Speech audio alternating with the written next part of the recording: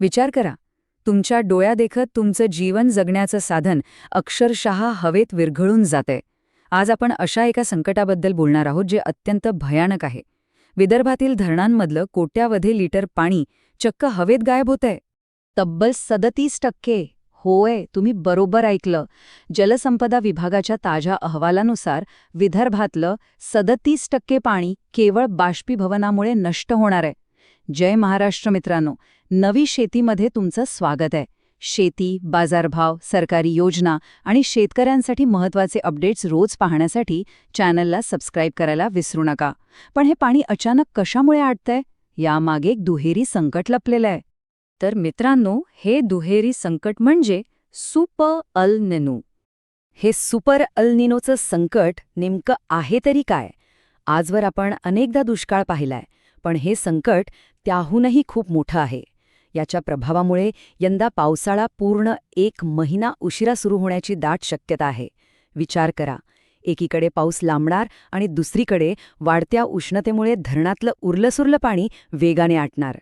हे केवळ निसर्गाचं चक्र नाहीये मित्रांनो, हा आपल्या शेतीवर आणि जनजीवनावर होणारा थेट डबल अटॅक आहे. आता आपण पाहूया की हे 37% पाणी नेमकं कसं उडून जाणार आहे आणि विदर्भासाठी हा धोक्याचा इशारा का आहे. जलसंपदा विभागानं नागपूर, वर्धा, गोंदिया, भंडारा, चंद्रपूर आणि गडचिरोली या 6 जिल्ह्यांसाठी थेट धोक्याचा इशारा दिलाय. या जिल्ह्यांसाठी एकूण 655 दशलक्ष घनमीटर पाण्याचा वापर अपेक्षित होता, पण त्यापैकी तब्बल 245 दशलक्ष घनमीटर म्हणजे जवळपास 37% पाणी कुठल्याही शेतापर्यंत किंवा घरापर्यंत न पोचताच बाष्पीभवनातून नष्ट होणार आहे. 22 मे ते 31 ऑगस्ट या काळात हे पाणी फक्त हवेत विरघळून जाईल. पण यामागे जे कारण आहे ना, ते ऐकून तुम्हालाही नक्कीच धक्का बसेल. आणि ते कारण म्हणजे रात्रीचं बाष्पीभवन. या एका कारणामुळे प्रशासनाची सुद्धा झोप उडाली आहे. इतकं प्रचंड बाष्पीभवन का होतंय? एरवी कसं असतं, फक्त दिवसा उन्हामुळे पाणी आटतं आणि रात्री हवा थंड असल्यानं पाण्याची वाफ होण्याचं प्रमाण एकदम कमी असतं. पण यावर्षी एक भयानक प्रकार घडतोय. रात्रीचं तापमानसुद्धा सामान्यपेक्षा तब्बल 3 ते 4 अंश सेल्सिअसनं वाढलंय. विदर्भातल्या अनेक शहरांनी गेल्या 10 वर्षांचे उष्णतेचे रेकॉर्ड्स मोडलेत. त्यामुळे आता पाणी फक्त दिवसाच नाही तर रात्रीही आटतंय. पण या वाढलेल्या तापमानाला नेमकं जबाबदार कोण आहे? याला केवळ निसर्ग नव्हे तर आपला मानवी हस्तक्षेपही तितकाच जबाबदार आहे. हे वाढतं शहरीकरण, बेसुमार प्रदूषण आणि औद्योगिकरण. आपण केलेल्या ह्या चुकांमुळे रात्रीचं तापमान एवढं वाढतंय की शेतकऱ्यांसाठी जीवनदायी असलेलं पाणी डोळ्यादेखत वाफून उडून जातंय. आता ह्या सगळ्यातून सर्वात मोठा प्रश्न निर्माण होतो. पाणी जर असं झपाट्याने कमी होत असेल तर उरलेलं पाणी नेमकं कुणाला मिळणार? पुढे जे घडणार आहे ते ऐकून तुम्हाला परिस्थितीचं गांभीर्य समजेल. पहा, उरलेल्या पाण्याचं वाटप नेमकं कसं होणार आणि पाणी कुणाला मिळणार? उपलब्ध पाण्याचं वाटप कसं होणार हा प्रश्न आता अतिशय कळीचा बनलाय. राज्य सरकारने पाण्याबाबत एक प्राधान्यक्रम निश्चित केलाय. त्यानुसार सर्वात आधी पिण्याच्या पाण्याला महत्त्व दिलं जाणार आहे. त्यासाठी 115 दशलक्ष घनमीटर पाणीसाठा केवळ पिण्यासाठी राखीव ठेवण्यात आलाय. त्यानंतर शेती आणि वीज निर्मितीचा क्रमांक लागतो आणि सर्वात शेवटी उद्योगांचा. म्हणजेच जर पाणी कमी पडलं तर शेतीला मिळणाऱ्या पाण्यातही मोठा फटका बसण्याची शक्यता आपण नाकारू शकत नाही. या संकटाची तीव्रता इतकी भयानक आहे की नागपूरसारख्या शहरात व्यावसायिक, औद्योगिक आणि MIDC क्षेत्राला होणाऱ्या पाणी पुरवठ्यात कपात करण्याचा गंभीर विचार आता प्रशासन करतंय.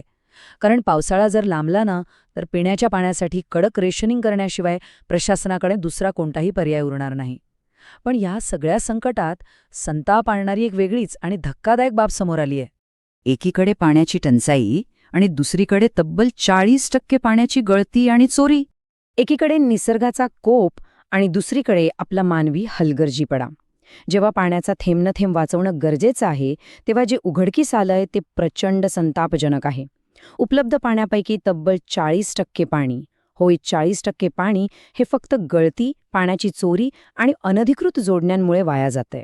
एका बाजूला आपला शेतकरी पाण्यासाठी आकाशाकडे डोळे लावून बसलाय आणि दुसरीकडे एवढं पाणी प्रशासनाच्या नाकावर टिच्चून वाया घालवलं जातंय.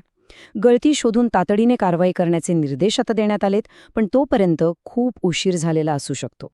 सध्याच्या परिस्थितीचा विचार केला तर नागपूर विभागातले मोठे, मध्यम आणि लहान असे एकूण 370 धरण आणि बंधारे आहेत. सध्या यात 2,232 दशलक्ष घनमीटर साठा आहे. हा साठा गेल्या वर्षापेक्षा 541 दशलक्ष घनमीटरने जास्त आहे, हे खरं आहे.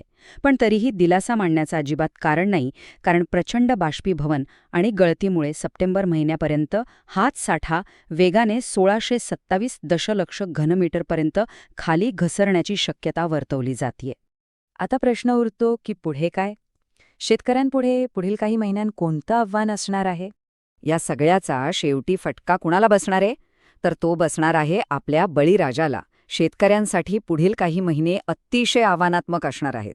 22 मेपासून अत्यंत वेगाने बाष्पीभवन सुरू झालंय. 31 ऑगस्टपर्यंतचा काळ अत्यंत गंभीर असेल आणि त्यानंतरही जर सप्टेंबरमध्ये पावसाने दडी मारली तर पाण्याचे स्रोत पूर्णपणे आटलेले असतील. त्यामुळे उपलब्ध पाण्याचा अतिशय काळजीपूर्वक वापर करणं आणि पिकांचं योग्य नियोजन करणं हीच आता जगण्याची आणि टिकून राहण्याची अट बनली आहे. एवढं मोठं जलसंकट आज आपल्या उंबरठ्यावर उभं आहे. आणि म्हणून आजचा हा सर्वात महत्त्वाचा प्रश्न उभा राहतो, आपण या संकटासाठी खरोखर तयार आहोत का? हे फक्त प्रशासनाचं काम नाहीये मित्रांनो, तर हे युद्ध आपल्याला सर्वांना मिळून लढावं लागणार आहे. पाण्याचा प्रत्येक थेंब आता सोन्यासारखं जपावा लागेल. अशाच प्रकारच्या अत्यंत महत्त्वाच्या आणि थेट शेतीवर परिणाम करणाऱ्या घडामोडींचं वास्तव समजून घेण्यासाठी आत्ताच नवी शेती चॅनलला सबस्क्राईब करा. ही माहिती महत्त्वाची वाटली असेल तर इतर शेतकरी बांधवांपर्यंत नक्की शेअर करा, जेणेकरून तेही या संकटाचा सामना करण्यासाठी आधीच सज्ज राहतील. पाण्याचा प्रत्येक थेंब जपा. जय महाराष्ट्र.